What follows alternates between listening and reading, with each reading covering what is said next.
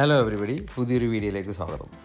നമ്മളിപ്പോൾ ഉള്ളത് ഗുർഗോൺ സെക്ടർ 49 ഡൽഹിയിലേക്ക് കയറിയില്ല. ഡൽഹിയിലേക്ക് നമ്മൾ രാവിലെ, അതായത് ഏർലി മോർണിംഗ് ആണ് നമ്മൾ ഡൽഹി എത്തിയത്. ആ സമയത്ത് തന്നെ അതൊരു ഫൈൻ കിട്ടിയതുകൊണ്ട് പിന്നെ നമ്മൾ ഡൽഹിയിലേക്ക് ഇത്രയും പഴയ വണ്ടികൾ കയറുന്നതിന് വലിയ ഫൈൻ കിട്ടും. അതായത് 10 വർഷം കഴിഞ്ഞ ഡീസൽ വാഹനങ്ങൾ ഡൽഹി സെക്ടറിൽ കയറാൻ പാടില്ല. അപ്പോൾ എന്തായാലും നമ്മൾ അവിടെ നിന്ന് ഇറങ്ങി വരുന്ന വഴിക്ക് ചെറിയ ടീ ബ്രേക്കും പിന്നെ ജ്യൂസ് കുടിക്കാനും ഒക്കെ ആയിട്ട് നിർത്തി. അപ്പോൾ ഒരു ചേട്ടൻ തേങ്ങയായിട്ട് മറ്റേ സിനിമയിൽ പറഞ്ഞ പോലെ ഉടക്കോ എന്നോർത്ത് പേടിച്ച് നിന്ന്. എന്തായാലും വേറെ കുഴപ്പമൊന്നും ഉണ്ടാക്കിയില്ല. നമ്മൾ മാറി മാറി ഓടിച്ചായിരുന്നു യാത്ര തുടങ്ങിയത്. ഏകദേശം 4:45 നമ്മൾ ഗുർഗോണിൽ നിന്ന് സ്റ്റാർട്ട് ചെയ്തു. പിന്നെ പോരുന്ന വഴിക്ക് ഭക്ഷണം കഴിക്കാൻ പല സ്ഥലങ്ങൾ നോക്കിയിട്ടൊന്നും കിട്ടിയില്ല. അങ്ങനെ നമ്മളൊരു ഏകദേശം ഒരു 10:30-12 ഭക്ഷണം കഴിക്കാൻ നിർത്തിയ സ്ഥലത്ത് വഴി ചോദിച്ചപ്പോഴേക്കും അവിടെയുള്ളൊരു പഞ്ചാബികളായിരുന്നു. നമുക്ക് എക്സാക്റ്റ് ലൊക്കേഷൻ അവർ നമ്മുടെ ഒപ്പം കാറിൽ വന്ന് മണാലി റോഡ് തിരിയാനെടുത്തത്. അതായത് മണ്ഡി മൊഹാലി ആ റോഡിലേക്ക് നമ്മൾ തിരിച്ചു വിടുകയും അവിടെ നിന്ന് ഏകദേശം ഒരു 10-15 മിനിറ്റ് ഏകദേശം ഒരു മണിക്കൂറോളം കഴിഞ്ഞപ്പോഴേക്കും റോഡിൻ്റെയൊക്കെ ഭംഗിയും ആ ഘാട്ട് റോഡുകളുടെ ആ ഒരു രസമൊക്കെ വരാൻ തുടങ്ങി. ടണലുകളും പച്ചപ്പും. എന്തായാലും അതെല്ലാം എൻജോയ് ചെയ്ത് വരുമ്പോൾ ഒരു അടിപൊളി ചായക്കട ഉണ്ട്. ഒന്നും ആലോചിച്ചില്ല, വണ്ടി നിർത്തി നോക്കുമ്പോൾ ബാക്കിൽ ഭീകര വ്യൂ പോയിൻ്റ്. അത് നമ്മുടെ ഈ മണാലി ഹൈവേയിലാണ്. ഒത്തിരി ആൾക്കാർ അവിടെ നിന്ന് ഫോട്ടോ ഒക്കെ എടുക്കുന്നുണ്ട്. എങ്ങനെ എടുത്താലും നമുക്ക് നല്ലൊരു ഫ്രെയിമാണ് അവിടെ. അങ്ങനെ അവിടെ നിന്ന് നമ്മൾ പതുക്കെ വീണ്ടും മണാലി ഈ മൊഹാലി ഹൈവേയിൽ വീണ്ടും കയറി. ഒരു ടണലുകളും എല്ലാം കഴിയുമ്പോഴും നമുക്ക് കൂടുതൽ ആ മണാലിയുടെ ഭംഗി എല്ലാം കണ്ടു തുടങ്ങി. സൈഡിലുള്ള പുഴ നമ്മുടെ ഈ വെള്ളം ഒഴുകി വരുന്ന, അതായത് മഞ്ഞ് ഉരുകി വരുന്ന അതായിരുന്നു. ഇപ്പോൾ നല്ല അതിശൈത്യമായതുകൊണ്ടാണ് അതെല്ലാം വറ്റി വരണ്ട് കിടക്കുകയാണ്. അതിൻ്റെ ഓപ്പോസിറ്റ് തന്നെ വീണ്ടും നമ്മളൊരു ടീ ബ്രേക്കല്ല ശരിക്കും പറഞ്ഞു കഴിഞ്ഞാൽ. നമ്മളൊരു സ്ഥലം കാണുമ്പോൾ ആ ഒരു ചായ കുടിച്ച് ആ തണുപ്പത്തിരിക്കാനുള്ളൊരു രസം. അങ്ങനെ നിർത്തി വന്നപ്പോഴേക്കും നമ്മളൊരു കുറച്ച് ഫോട്ടോസും അവിടെ നിന്നൊരു നൂഡിൽസൊക്കെ മേടിച്ച് കഴിച്ച് രാത്രി ഏകദേശം ഒരു 7:30 നമ്മുടെ മണാലിയിൽ നമ്മൾ ബുക്ക് ചെയ്തിരുന്ന നന്ദൻ്റെ മല്ലു സിംഗ് ഇന്നിലെത്തി. 7:30 നമ്മൾ ചെക്ക് ഇൻ ചെയ്തു. ചെക്ക് ഇൻ നടപടികളെല്ലാം പെട്ടെന്നാക്കി. വേറൊന്നുമല്ല, ഭീകരമായ തണുപ്പായിരുന്നു പുറത്ത്. അന്യായ തണുപ്പ്. കാറിൻ്റെ ഉള്ളിൽ നമ്മൾ 5 പേര് ഇരുന്ന് വെച്ചുകൊണ്ട് അത്ര കാര്യമായിട്ട് അറിഞ്ഞില്ല. പക്ഷേ ആ കാറിൽ നിന്ന് പുറത്തിറങ്ങിയപ്പോഴുള്ള തണുപ്പ് നമുക്ക് അസഹനീയമായ തണുപ്പായിരുന്നു. ഏകദേശം മൈനസിനോടടുക്കുന്ന അത്രയും ടെമ്പറേച്ചറായിരുന്നു. അവിടെ നിന്ന് നമ്മളൊരു ജസ്റ്റ് ഒന്ന് ഫ്രഷപ്പായി ഒരു മണിക്കൂറിന് ശേഷം പുറത്തിറങ്ങാനുള്ളൊരു പ്ലാനിലായിരുന്നു.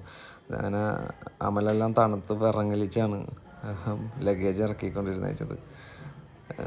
ഒരുപാട് ചൂടുള്ള ഒരു മനുഷ്യനാണ് ശംഖുവിനും തണുപ്പ് പറ്റാതെ എൻ്റെ ജാക്കറ്റാണ് എടുത്തുകൊണ്ട് പോയത്. അവിടെ നിന്ന് നമ്മൾ പതുക്കെ മണാലിയിലെ മെയിൻ അട്രാക്ഷൻ ഒന്നാണ് മാൾ റോഡ്. നമ്മൾ കാറ് തൊട്ടടുത്തുള്ളൊരു പാർക്കിങ്ങിൽ ഏൽപ്പിച്ചിട്ട് അവിടെ നിന്ന് പതുക്കെ നടന്നപ്പോഴേക്കും ഒരുപാട് വണ്ടികളിൽ സ്നോഫോളൊക്കെ ഐസൊക്കെ പിടിച്ച് കിടക്കണം. അതെല്ലാം കണ്ട് നമ്മൾ പതുക്കെ മാൾ റോട്ടിൽ തന്നെ ഭക്ഷണം കഴിക്കാനായിട്ടൊരു റെസ്റ്റോറൻറ്റിൽ കയറി. അതും കഴിഞ്ഞ് വീണ്ടും അവിടെ മാൾ റോട്ടിൽ വന്നപ്പോഴാണ് അവിടെ ഒരു ചെറിയ ഫയർ എന്തോ ഉണ്ടായിട്ടുണ്ട്.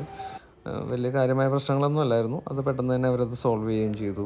ഞാനും ശരിക്കും വണ്ടടിച്ചോളൂ, ഇത്രയും പെട്ടെന്ന് ഈ തണുപ്പത്ത് തന്നെ അവർ വിളിച്ച ഉടനെ തന്നെ വലിയ താമസമില്ലാതെ അവിടെ വന്നു. വീണ്ടും ചായ കുടി നമ്മൾ പറഞ്ഞ പോലെ യാത്രകളിൽ ഒരുപാട് ചായ ഞാൻ കുടിക്കാറുണ്ട്. നാട്ടിൽ നിൽക്കുമ്പോഴും ചായ ഒരു അഡിക്ഷനാണ്. പക്ഷേ ഒന്ന് കൺട്രോൾ ചെയ്യാറുണ്ട്. വർക്കൗട്ടും കാര്യങ്ങളൊക്കെ തുടങ്ങിയ ചായ പൊതുവെ അധികം കഴിക്കാറില്ല. മാക്സിമം 1-2 ചായ. നെക്സ്റ്റ് ഡേ മോർണിംഗ് നമ്മുടെ മല്ലു സിംഗിൻ്റെ ഹോട്ടലിൽ നിന്ന് കാണുന്നൊരു വ്യൂ ആണ്. ഇതൊക്കെ ആപ്പിൾ തോട്ടങ്ങളാണ്. പക്ഷേ ഇപ്പോൾ ഈ തണുപ്പ് കാലം ആയതുകൊണ്ട് ഇല പൊഴിച്ച് സൈലൻറ്റ് മോഡിലാണ്. ദൂരെ നല്ല മഞ്ഞ് വിരിഞ്ഞ മലകളും. നമ്മുടെ കാറിൻ്റെ മുകളിലെല്ലാം രാത്രി മഞ്ഞായി. ഗ്ലാസ്സിലെല്ലാം നന്നായിട്ട് മഞ്ഞ് വീണു.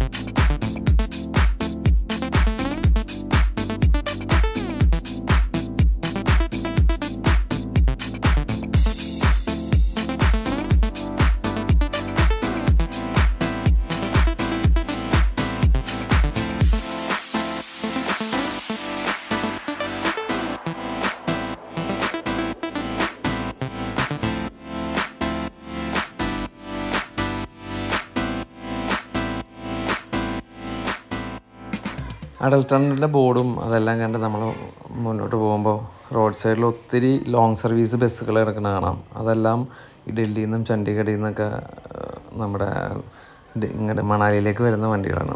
അവിടെ നിന്ന് നമ്മൾ ഫുഡ് കഴിക്കാൻ വേണ്ടി ഒരു നല്ല വെജിറ്റേറിയൻ റെസ്റ്റോറൻറ്റ് കണ്ടായിരുന്നു.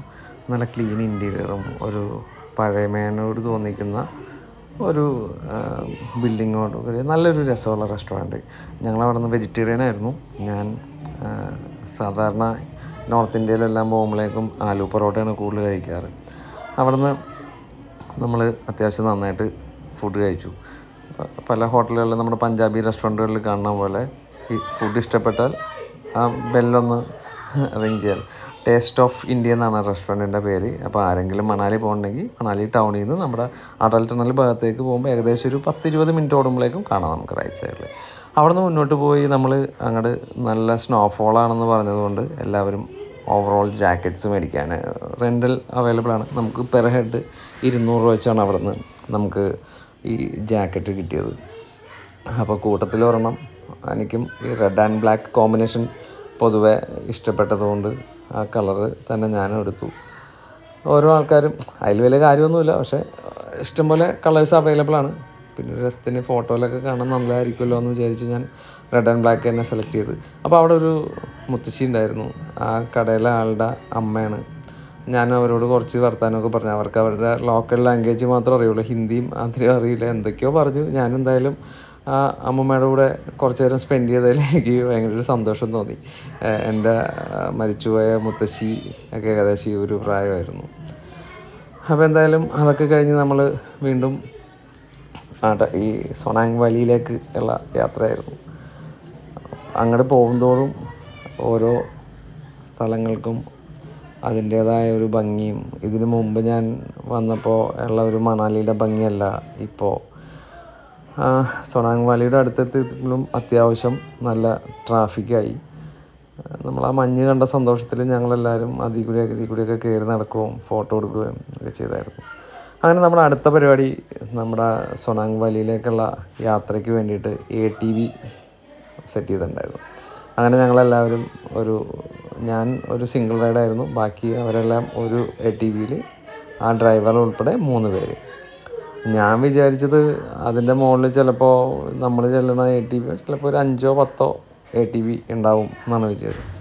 പക്ഷേ അങ്ങനെയുള്ള ഓരോ മിനിറ്റ് കഴിയുന്തോറും ATVയുടെ അയാൾ കാണിക്കുന്ന സ്കില്ലും റോഡ് വീണ്ടും ദുർഘടമായിക്കൊണ്ടിരിക്കുകയായിരുന്നു. പക്ഷേ പറയാതിരിക്കാൻ പറ്റില്ല, ഈ ഒരു മഞ്ഞ് മൂടിക്കിടക്കുന്ന ആ ഒരു ഭംഗി റിയലി അമേസിങ്. നമുക്ക് അങ്ങോട്ട് പോകാനായിട്ട് ഇതുപോലെ ഈ കുതിരപ്പുറത്ത് കൊണ്ടുപോകുന്ന ഒരു സർവീസ് ഉണ്ട്, ഇതുപോലെ ATV ഉണ്ട്, അതുപോലെ 4 വീല് വണ്ടികൾ അതിപ്പോൾ ഇല്ലെന്നാണ് പറഞ്ഞത്. ഇടയ്ക്ക് 4 വീല് വണ്ടികളും. പക്ഷേ എനിക്ക് ഈ ഒരു ATV റൈഡ് ഭയങ്കര നമുക്കവിടെ എൻജോയ് ചെയ്യാൻ പറ്റുന്ന ഒരു കാര്യം. ഏകദേശം 400-450 ATV അവിടെ ഇവർ സർവീസ് ചെയ്യണമെന്നാണ് ഞാൻ നമ്മുടെ ഡ്രൈവറോട് ചോദിച്ചപ്പോൾ അയാൾ പറഞ്ഞത്. ഇത് എല്ലാം ചൈനീസ് മേക്കുകളാണ്, അവർ ഇമ്പോർട്ട് ചെയ്യുകയാണ് ചെയ്യണത്. ഒരു വണ്ടിക്ക് ഏകദേശം ഇപ്പോൾ പുതിയ വണ്ടിക്ക് 7.5 ലക്ഷം രൂപയാണ് അവരുടെ ഒരു റേറ്റ്, ഒരു വണ്ടിയുടെ വില. നമുക്കിതിനോടൊരു കൗതുകം ഉള്ളതുകൊണ്ട് നമ്മളിവിടെ പൊളാരിസ് എന്ന് പറഞ്ഞിട്ടൊരു ബ്രാൻഡാണ് നമ്മൾ കൂടുതൽ കണ്ടേക്കുന്നത്. ഇത് കൂടുതലും ഫോഴ്സ് അങ്ങനെയൊക്കെ പറഞ്ഞിട്ട് നമ്മൾ കേൾക്കാത്ത കുറേ ബ്രാൻഡുകളാണ് എല്ലാം. പക്ഷേ നല്ല ബിൽഡ് ക്വാളിറ്റിയൊക്കെയുള്ള മെഷീൻസാണ്. അതിൻ്റെ മുകളിലും ചെന്നപ്പോഴേക്കും നമ്മുടെ മലയാളികളെയൊക്കെ കണ്ട അവർ കോഴിക്കോടുകാരാണ്. അവരൊരു ഗ്രൂപ്പായിട്ട് വന്നതാണ്. അവർ നമ്മുടെ ചാനലൊക്കെ സബ്സ്ക്രൈബ് ചെയ്തു. വീണ്ടും ചായ ഒരു പ്രശ്നമായി മാറിക്കൊണ്ടിരിക്കുകയാണ്. പൊതുവേ എനിക്ക് ഹിമാചൽ മണാലിയിലെ ടീ ഭയങ്കര ഇഷ്ടമാണ്. ഇതിന് മുമ്പുള്ള യാത്രയിലൊക്കെ ഞാൻ ഒത്തിരി ചായ ഷോർട്ട് ടീസാണ്, ചെറിയ 10 രൂപയുടെ ഒരു ചെറിയ ഗ്ലാസ്സാണ്. അവിടെ നിന്ന് ഈ ഉപ്പ് വെതറിയ പോലെയുള്ള മഞ്ഞ് കണ്ട് വീണ്ടും ഭയങ്കര സന്തോഷത്തിൽ എല്ലാവരും മഞ്ഞിലൊക്കെ കിടന്ന് കളിക്കുകയും ഞാൻ അതിൻ്റെ ചുറ്റുമുള്ള 1-2 ക്ഷേത്രങ്ങളുടെ വീഡിയോ ഒക്കെ എടുത്തു. തണുപ്പ് നമുക്ക് അത്യാവശ്യം നല്ല രീതിയിൽ തന്നെ ഫീൽ ചെയ്യുന്നുണ്ട്. എല്ലാവരും മഞ്ഞുമാരി എറിയും. എന്നെയും കൂട്ടത്തിൽ എൻ്റെ ക്യാമറയ്ക്ക് നേരെ അവർ മഞ്ഞുമാരി എറിഞ്ഞുകൊണ്ട് വരും. ഈ അമലും ശംഖുവൊക്കെ കൂടിയുള്ള ഒരു പണിയാണ്. അമലെല്ലാം ആഘോഷിക്കുമായിരുന്നു. എന്തായാലും ഞാനും കുറച്ച് എന്നാൽ ഇതിൽ കളിക്കാൻ തന്നെ ഞാനും തീരുമാനിച്ചു. ഞാൻ കുറച്ച് നേരം അതിൽ മാറിയൊക്കെ നിന്നു. അപ്പോൾ ഞാനും പറഞ്ഞു എന്തായാലും പോണ ആൾക്കാരൊക്കെ ഇതൊന്ന് എക്സ്പീരിയൻസ് ചെയ്യണം. ഈ ഒരു സമയവും അതായത് അന്ന് നമ്മൾ പോണത് ജൂലൈയിലായിരുന്നു. ഇപ്പോൾ ഈ ഡിസംബറിലും അതിൻ്റേതായ 2 ഭംഗികളും നമ്മൾ പോകുമ്പോൾ ഉള്ള ഒരു കുട്ടി അവിടെ മഞ്ഞിൽ കിടന്ന് കളിക്കുക, അവരുടെ പാരൻസിൻ്റെ കൂടെ വന്നേക്കണം. എന്തായാലും ഈ മഞ്ഞിൽ കളിക്കുന്ന കുറേ വീഡിയോസും നല്ല കുറേ ഫോട്ടോസും നമുക്കതിൽ കിട്ടി. നമ്മൾ ക്യാമറയിലും എല്ലാം ഒത്തിരി നല്ല ഫോട്ടോസ് കിട്ടിയിട്ടുണ്ട്. എന്തായാലും എപ്പോഴെങ്കിലുമൊക്കെ ഒരു സമയം കിട്ടുമ്പോൾ ഈ ഒരു സമയത്ത് ഈ നല്ല മഞ്ഞും തണുപ്പുള്ള സമയത്ത് തന്നെ ഒന്ന് ആരോഗ്യ പ്രശ്നങ്ങളൊന്നും ഇല്ലാത്ത ആൾക്കാരൊക്കെ ഒന്ന് വിസിറ്റ് ചെയ്യാൻ ശ്രമിക്കണം. നമുക്കത് ജീവിതത്തിലൊരു ഭയങ്കര രസമുള്ളൊരു പരിപാടിയായിരിക്കും. നമ്മുടെ ഇന്ത്യയിൽ ഇത്രയും ഭംഗിയുള്ള ഒത്തിരി സ്ഥലങ്ങളുണ്ടല്ലോ, അത് തന്നെ ഏറ്റവും നമ്മളൊക്കെല്ലാം ഒരുപാട് അനുഗ്രഹമുള്ള ആൾക്കാരാണ്. പല രാജ്യങ്ങളിലും ഒന്നില്ലെങ്കിൽ തണുപ്പ്, അല്ലെങ്കിൽ എപ്പോഴും ഭയങ്കര ഡ്രൈ ആയിട്ടുള്ളതൊക്കെ ആയിരിക്കും. നമുക്ക് എല്ലാ രീതിയിലുള്ള കാര്യങ്ങളും നമുക്കിവിടെ എൻജോയ് ചെയ്യാൻ പറ്റും. തിരിച്ച് നമ്മൾ ATVയിൽ കയറി ഏകദേശം 1.5 മണിക്കൂറോളം നമ്മളവിടെ സ്പെൻഡ് ചെയ്തു. നമ്മൾ വന്ന 3 വണ്ടികൾ ഒന്നിച്ച് ആണ് അവർ നമ്മളെ കൊണ്ടുപോയത്. എന്താ പറയുക, ഒരു ക്യാൻവാസിൽ കാണുന്ന ഒരു ഭംഗിയാണ് ഓരോ ഫ്രെയിമുകളും. ക്യാമറയിൽ ഫോട്ടോ എടുത്തതിന് എനിക്ക് പഞ്ഞമില്ല, അത്രയും ഫോട്ടോസും വീഡിയോസും ഞാൻ എടുത്തിട്ടുണ്ട്. എല്ലാം നമുക്കിതിൽ കാണിക്കാനും ഉൾക്കൊള്ളിക്കാനും പറ്റില്ല. അവിടെ നിന്നൊരു ഏകദേശം നമുക്കൊരു 15 മിനിറ്റ് റൈഡാണുള്ളത്. നല്ല ട്രാഫിക്കായി തിരിച്ചു വന്നപ്പോഴേക്കും. ഒത്തിരി ഈ ATVകൾ കൊണ്ട് തന്നെ അവിടെ ഒരു വലിയ ട്രാഫിക്കായിട്ട് ആൾക്കാർ ബുദ്ധിമുട്ടാൻ തുടങ്ങി. അവിടെ നമുക്ക് ഒരുപാട് ആക്ടിവിറ്റീസൊക്കെ അവൈലബിൾ ആണ് കേട്ടോ. ഇപ്പോൾ ഒരു ബഞ്ചി ജമ്പ്, അതേപോലെ പാരാഗ്ലൈഡിങ്, ATV റൈഡ്, പിന്നെ കുറേ നമ്മളധികം കണ്ടിട്ടില്ലാത്ത കുറേ അഡ്വഞ്ചർ പരിപാടികളൊക്കെ ഉണ്ട്. ഞാൻ എന്തായാലും ഇവിടെ അതിനൊന്നും നിന്നില്ല. നമ്മൾ ഈ ATV റൈഡാണ് എടുത്തത്. നല്ല തിരക്കായിരുന്നു. നമ്മുടെ ബാക്കിയുള്ള റൈഡുകൾക്കൊക്കെ അത്യാവശ്യം തിരക്കുണ്ടായിരുന്നു. എന്തായാലും നമ്മൾ തിരിച്ചു ഈ മണാലിയിലൊരു പാരാഗ്ലൈഡിങ് പ്ലാൻ ചെയ്യുകയും ചെയ്തായിരുന്നു. അതിൻ്റെ വീഡിയോസ് എല്ലാം പുറകെ വരും. പാരാഗ്ലൈഡിങ്ങും നമുക്കൊരു എന്താ പറയുക, ഭയങ്കര വലിയൊരു എക്സ്പീരിയൻസ് ആയിരുന്നു. ആദ്യമായിട്ടാണ് പാരാഗ്ലൈഡിങ് ചെയ്യണത്. ഞാൻ നോർമൽ വീഡിയോസ് എടുക്കേണ്ടതുകൊണ്ട് ഞാൻ അധികം വലിയ സ്റ്റണ്ടും കാര്യങ്ങളൊന്നും വേണമെന്ന് പറഞ്ഞു. എൻ്റെ കൂടെ ഉണ്ടായിരുന്ന 2 പേര് അവർ വേറെ ഒന്നിച്ചാൽ നമ്മൾ പോയെങ്കിൽ അവിടെ നിന്ന് ഫ്ലൈ ചെയ്ത സമയത്ത് അവർ ഈ ഇതിൻ്റെ പൈലറ്റിനെ കൊണ്ട് സ്റ്റണ്ടിങ് വേണമെന്ന് പറഞ്ഞ് സ്റ്റണ്ടിങ് ചെയ്ത് അത് കൂടുതൽ അവർക്ക് വോമിറ്റിങ് ഇഷ്യൂസൊക്കെ ആയി. പിന്നെ ഇത് റിക്കവറായി. എന്തായാലും അപ്പോൾ അങ്ങനെ പോകുന്ന ആൾക്കാർ ഒരു ദിവസം അവിടെ സ്റ്റേ ഉള്ള ദിവസം മാത്രം ആണെങ്കിലാണ് പാരാഗ്ലൈഡിങ് ഒക്കെ എടുത്ത് സ്റ്റണ്ടിങ്ങും കാര്യങ്ങളൊക്കെ ചെയ്യാൻ പാടുള്ളൂ. ATVകളുടെ ഒരു വലിയ കൂട്ടത്തിൻ്റെ ഇടയിൽ നമ്മൾ ചെന്ന് ചാടി. നമ്മുടെ ഡ്രൈവർ വേറെ ഏതൊക്കെയോ വഴി ചാടിച്ച്. അയാൾ എന്നോട് പറഞ്ഞത് ഇതെൻ്റെ പ്രൈവറ്റ് റോഡാണ്, സീക്രട്ട് റോഡാണെന്നൊക്കെ പറഞ്ഞിട്ട് അയാളൊരു ഭയങ്കര എക്സ്പേർട്ടാണ്. അവിടെ നിന്ന് എവിടേക്കോ ചാടിച്ച് കുതിരയുടെ ഇടയിലൊക്കെ കൂടി ചാടി നമ്മളെ കൊണ്ടുപോയ സ്ഥലത്ത് എത്തിച്ചു. ഈ കുതിരയുടെ ഒരു റൈഡ് നല്ലൊരു എക്സ്പീരിയൻസ് ആയിരിക്കും. പക്ഷേ അത്രയും ദൂരം നമ്മൾ അതിൻ്റെ പുറത്തിരുന്ന് ചാടി ഒരു പരിവവും. അതുകൊണ്ട് ഞാൻ പിന്നെ അതിന് മുതിർന്നില്ല. ഈ താഴെ കാണുന്ന സ്ഥലമാണ് ഇവരുടെ ഈ ATV റൈഡേഴ്സിൻ്റെ ഇതിൻ്റെ എല്ലാം ബേസ്. ഇവിടെ നിന്ന് തുടങ്ങി ഇവിടെ തിരിച്ചെത്തിക്കുന്ന ഒരു പരിപാടിയാണ് ഈ ഹോഴ്സ് റൈഡാണെങ്കിലും ATV റൈഡാണെങ്കിലും. നമുക്ക് ATV റൈഡിന് ഒരു വണ്ടിക്ക് ചിലവായത് 800 രൂപ വെച്ചിട്ടായിരുന്നു. അത് സീസണിൽ പല റേറ്റൊക്കെ മാറുമെന്നാണ് അവർ പറഞ്ഞത്. അങ്ങനെ ഞാൻ എൻ്റെ ഡ്രൈവറോട് നന്ദി പറഞ്ഞ്, നല്ല റൈഡായിരുന്നു, അവൻ ഒരു എക്സ്പേർട്ടായിരുന്നു, അവന് ചെറിയൊരു ടിപ്പൊക്കെ കൊടുത്ത് നമ്മൾ വീണ്ടും അടൽ ടണൽ പോകാനുള്ളൊരു പ്ലാനിൽ ഇറങ്ങി. നമ്മുടെ വണ്ടിയിൽ തന്നെ പോകാനുള്ളൊരു പ്ലാനിൽ ചെന്നപ്പോഴേക്കും തൊട്ടടുത്ത് തന്നെ പോലീസുകാർ അവിടെ സ്നോ ഫോളിങ് ഉണ്ട്, നിങ്ങൾക്ക് ഒരു കാരണവശാലും നിങ്ങളുടെ പ്രൈവറ്റ് വണ്ടികൾ ആ വഴി കടത്തി വിടില്ല. എന്തായാലും നമ്മൾ നമ്മുടെ സേഫ്റ്റിക്ക് വേണ്ടിയിട്ടാണല്ലോ എന്നുള്ള ഇതിൽ നമ്മളവിടെ നിന്ന് നമ്മുടെ വണ്ടി തിരിച്ച് കൊണ്ടുവന്നിട്ടപ്പോഴേക്കും അവിടുത്തെ ലോക്കൽ ടാക്സി ആൾക്കാർ ഇത് സർവീസ് ചെയ്യുന്നുണ്ട്. ഞങ്ങളങ്ങനെ ഒരു ബൊലേറോ ക്യാമ്പർ വാനിൽ നമ്മളെല്ലാവരും കയറി. 5000 രൂപയാണ് നമുക്ക് ഈ സൊനാങ് വാലിയിൽ നിന്ന് നമ്മുടെ അടൽ ടണൽ കാണിച്ച് തിരിച്ച് നമ്മളെ ഡ്രോപ്പ് ചെയ്യണതിന് അവർ ചാർജ് ചെയ്യുന്നത്. അത് നമ്മൾ ഈ ചെക്ക് പോസ്റ്റിൻ്റെ അപ്പുറത്തേക്ക് നടന്ന് കയറി അങ്ങനെ പോകുന്നു. അങ്ങനെ നമ്മൾ ഏകദേശം അടൽ ടണലിൻ്റെ എൻട്രിയിലെത്തി. ഞാൻ പല വീഡിയോകളിലും കണ്ടിട്ടുണ്ടായിരുന്ന ഒരു എക്സ്പെക്റ്റേഷനിലായിരുന്നു ഈ അടൽ ടണലിൻ്റെ അകത്തേക്ക് കയറിയത്. അടൽ ടണൽ കയറി ഇറങ്ങി അപ്പുറത്ത് ചെല്ലുമ്പോഴേക്കും ഭയങ്കരമായ ഒരു സ്നോഫോൾ പ്രതീക്ഷിച്ചാണ് ഞാൻ അടൽ ടണലിൽ കയറുന്നത്. ഏകദേശം 10 കിലോമീറ്ററിൽ താഴെയാണ് ഈ അടൽ ടണലിൻ്റേത്. എന്തായാലും നമ്മുടെ പ്രതീക്ഷകളെല്ലാം പാളിപ്പോയി. അപ്പുറത്ത് വലിയ കാര്യമായ മഞ്ഞും സ്നോഫോളൊന്നും ഉണ്ടായില്ല. നമ്മൾ ഇങ്ങോട്ട് വന്ന് കണ്ട സ്ഥലങ്ങളിലുള്ള പോലത്തെയൊക്കെ ഒരു സ്നോയും കാര്യങ്ങളൊക്കെ തന്നെ ഉണ്ടായിരുന്നുള്ളൂ. എന്തായാലും നമ്മളെപ്പോലെ തന്നെ ഒത്തിരി ട്രാവലേഴ്സും ഇങ്ങനെ വേറെ റെൻ്റൽ ടാക്സിയും ഇതേപോലത്തെ ക്യാമ്പർ വാനുകളും ജിംനിയും ഒക്കെ ആയിട്ട് ഇപ്പുറത്ത് വന്നിട്ടുണ്ടായിരുന്നു.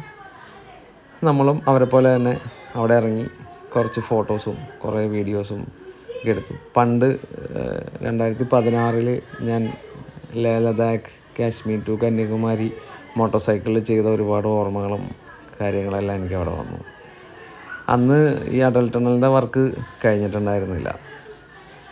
അവിടെ പെട്ടെന്നൊരു ട്രാഫിക് ജാം, എല്ലാ വണ്ടികളും ബ്ലോക്ക് ചെയ്തു. അപ്പോൾ എന്താ കാര്യം എന്ന് മനസ്സിലാവാതെ നമ്മളും എല്ലാം മാറി നിന്നു. ഒത്തിരി വണ്ടികളെല്ലാം അവിടെ മാറ്റിയിടിച്ചു പോലീസുകാർ. അപ്പോഴാണ് അവിടുത്തെ എക്സ്പ്ലോസീവായിട്ടുള്ള ഒരു പെട്രോൾ ടാങ്കർ അതിൻ്റെ ഉള്ളിൽ കൂടി പോരുന്നതുകൊണ്ട് ഈ അടൽ ടണലിൻ്റെ സേഫ്റ്റിക്കും ആൾക്കാരുടെ ട്രാവലേഴ്സിൻ്റെ സേഫ്റ്റിക്കും വേണ്ടിയിട്ട് ആ സമയത്ത് ഒറ്റ വണ്ടികളും അതിൽ കൂടി കയറ്റി വിടില്ല. ഇത് പാസ് ചെയ്തതിന് ശേഷം മാത്രമാണ് നമ്മളെ പബ്ലിക്കിന് ആ അടൽ ടണലിൽ കയറാൻ സാധിക്കുകയുള്ളൂ. അപ്പോൾ അതിന് വേണ്ടിയിട്ട് അവരുടെ BSF അവരെടുക്കുന്ന ഒരു സേഫ്റ്റി പ്രിക്കോഷനാണ്. എന്തായാലും അതൊക്കെ നല്ല കാര്യം തന്നെയാണ്. നമുക്ക് എന്തെങ്കിലും സംഭവിക്കാതെ ഇരിക്കാൻ വേണ്ടിയിട്ട് എടുക്കുന്ന ഒരു എന്തായാലും അവിടെ നിന്ന് നമ്മൾ ഓരോ ചായയൊക്കെ പറഞ്ഞ് വീണ്ടും ചായ കുടിച്ച് ഏകദേശം 1 മണിക്കൂറോളം നമ്മളവിടെ സ്പെൻഡ് ചെയ്തു. കൂടുതലും വണ്ടികളും ഈ താറും ജിംനിയാണ്. ജിംനി ഒത്തിരി, ഞാനിപ്പോൾ ഇത്രയും സ്റ്റേറ്റിൽ പോയതിൽ ഏറ്റവും കൂടുതൽ ജിംനി ഒരേ സമയം കണ്ടത് ഈ അടൽ ടണലിലാണ്. നമ്മളവിടെ നിന്ന് വീണ്ടും അടൽ ടണലിൽ നിന്ന് തിരിച്ച് പോന്നു. അപ്പോൾ പോരുന്ന വഴിക്ക് നല്ല വ്യൂ പോയിൻ്റ് കിട്ടപ്പോഴേക്കും ഞാൻ നിർത്തി കുറച്ച് ഫോട്ടോസ് എടുക്കാൻ വേണ്ടി അവിടെ ഒരു മതിലിൽ കയറി നിന്ന് കുറച്ചധികം നല്ല ഫ്രെയിമുകൾ, അതായത് ഏതൊരു വശത്തേക്ക് നമ്മൾ ക്യാമറ തിരിച്ചാലും അത്രയും നല്ല ഫ്രെയിമുകളാണ്. ഒരു ക്യാൻവാസിൽ കാണുന്ന പോലെയോ ഒരു LCD TV-യിൽ നല്ലൊരു പിക്ചർ അതൊക്കെ കണ്ട് തിരിച്ച് നമ്മുടെ റെൻറ്റിനെടുത്ത ഡ്രസ്സ് തിരിച്ചു കൊടുത്തു. ഡിന്നർ കഴിക്കാൻ വേണ്ടി തൊട്ടടുത്ത് തന്നെ ഒരു ഹോട്ടലിൽ കയറി വീണ്ടും മാൾ റോട്ടിലേക്ക്. എന്തോ വേറെ ഒരു ആക്ടിവിറ്റീസ് നമുക്കവിടെ അടുത്തില്ല. അതുകൊണ്ട് തന്നെ മാൾ റോട്ടിൽ കൊണ്ടുവന്നിട്ട് നമ്മുടെ കാറ് പാർക്ക് ചെയ്യുമ്പോൾ എപ്പോഴും നമുക്ക് വരുന്നൊരു സംശയമാണ്, ഹൈറ്റ് കുറഞ്ഞ സ്ഥലങ്ങളിൽ നമ്മുടെ റൂഫ് ബോക്സ് ഒരയോ. എന്തായാലും ഇതുവരെ നമുക്ക് റൂഫ് ബോക്സ് അങ്ങനെ ഒരു പ്രശ്നങ്ങളൊന്നും ഉണ്ടാക്കിയില്ല. അവിടെ ഒത്തിരി വെറൈറ്റി ചായ ഉണ്ടെന്ന് പറഞ്ഞ് വിഷ്ണു ചായ പറഞ്ഞെന്തോ ആ ചായ എനിക്ക് അത്രയ്ക്ക് കാര്യമായിട്ട് ഇഷ്ടപ്പെട്ടില്ല. ഏകദേശം 1.5 മണിക്കൂറോളം വീണ്ടും നമ്മുടെ മാൾ റോട്ടിൽ നമ്മൾ സ്പെൻഡ് ചെയ്തു. ഒന്നുമില്ല, വെറുതെ ആ തണുപ്പത്ത് ഒരു ജാക്കറ്റ് വിട്ട് നമ്മളവിടെ ഇരിക്കുകയോ ചെയ്തേ. എനിക്ക് മാൾ റോട്ടിലെ ആ ഒരു വൈബ് ഒത്തിരി ഇഷ്ടമുള്ള ഒരു കാര്യമാണ്. അപ്പോൾ അവിടെ ഒരു ഫോറിനറാന്ന് തോന്നുന്നു, പുള്ളി ഒരു ഗിറ്റാറൊക്കെ കൊണ്ടുവന്നിട്ട് അയാൾ മ്യൂസിക് പ്ലേ ചെയ്യണം. ഞാൻ ഇയാളെ നേരത്തെ എൻ്റെ യാത്രയിലും ഇവിടെ വെച്ച് ഞാൻ കണ്ടിട്ടുണ്ട്. അയാൾ ഭയങ്കര ഒച്ചയിൽ ഭയങ്കര രസമായിട്ടാണ് അയാൾ ആ പാട്ട് പാടുന്നത്. എന്തായാലും നമുക്ക് കുറച്ച് നേരം അതൊക്കെ കണ്ടിരുന്ന് വീണ്ടും ഭയങ്കര തണുപ്പിലായിട്ട് നമ്മൾ റൂമിലെത്തി. അപ്പോൾ ഇന്നത്തെ വിശേഷങ്ങൾ ഇത്രയൊക്കെ ഉള്ളൂ. നാളെ ഇനി നമ്മൾ ഇതിൽ നല്ല വിശേഷങ്ങളായിട്ട് വരും. Stay tuned. Thank you. By.